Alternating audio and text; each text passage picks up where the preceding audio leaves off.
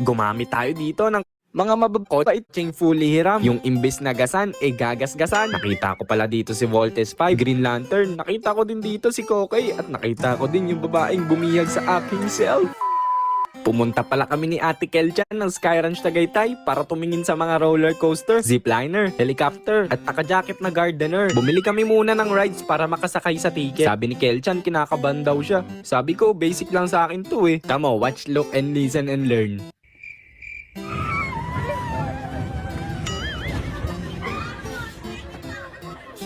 Pagtapos nun, parang gusto niya nang umuwi. Pero sabi ko, wait lang, maraming laro dito. Dati kaya akong champion sa peryahan, kaya sumubok na ako maglaro dito.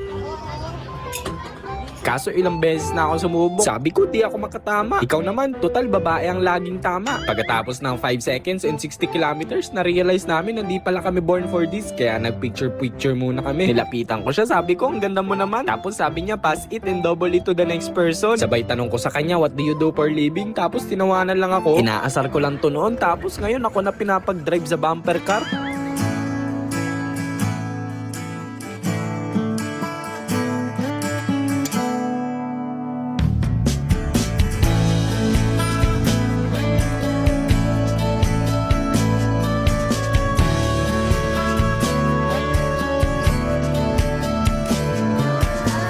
Sa mga oras na to, na-realize ko kung paano kami sumasabay sa takbo ng mundo. Kaya pinabalik ko na lang ulit.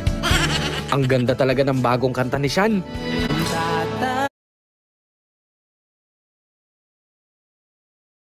Swerte namin nakakita